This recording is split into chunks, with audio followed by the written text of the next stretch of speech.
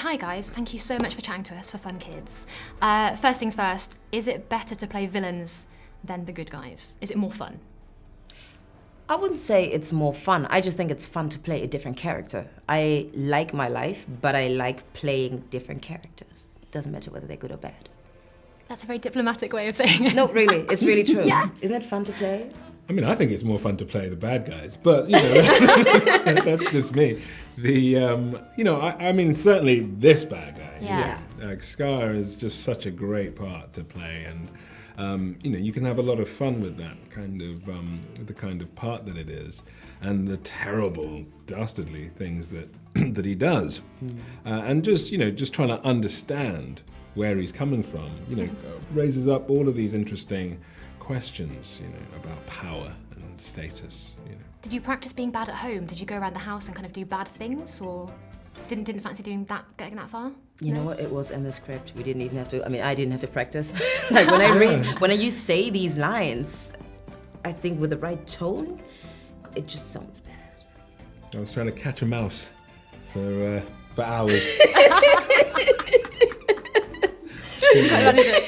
Too fast. So when I first moved to London, I was an usher at the Lyceum Theatre, which is where The Lion King is on and has been for a long time. So I got in touch with some of the cast who play your roles on the West End to see if they wanted to ask you a question themselves. So George Asprey, who plays Scar, says, where do you think Scar's horrible personality actually comes from? Well, that's a very good question. We should probably sit around and discuss this. Yeah, sure, yeah. I think that I just think it's a deep psychological wound based on this real obsessional need for power and status.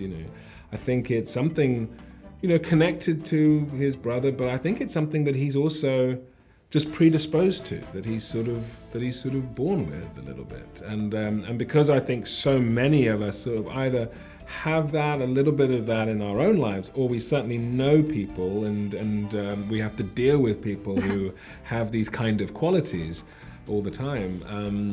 I think we're all kind of familiar with that sense of people's need for power, for status, and the variety of reasons really that it happens that people have this kind of complexity. That need for power. I also spoke to Malone Mackenzie, who plays Shenzi, and she said she'd seen on your Instagram you were maybe wearing a Shenzi costume or something.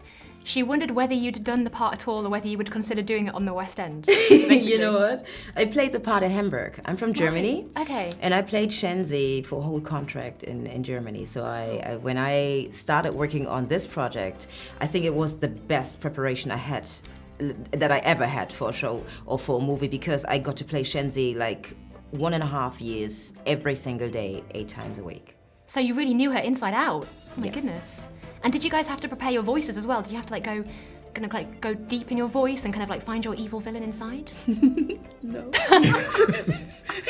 I just came out and spoke. I think I did more or less the same thing. It's like I think you work out all of the psychology, and then you just start doing it and see what comes out. It's got to do what it's got to do, as they say. And are there any other Disney films you have your eye on? Because I figured if we would mention it right now, maybe Disney will watch and they'll be like, oh yeah, when we do the live action remake of the Aristocats, we'll get you in. Is there anything you fancy doing? Any other parts? You know what? At this point, I'm just open for life. Really? That's saying send them all. Yeah. Okay. Great. Okay. Good. The coded message is out there. All of the parts. Anything you fancy. Send them all. Subtitle.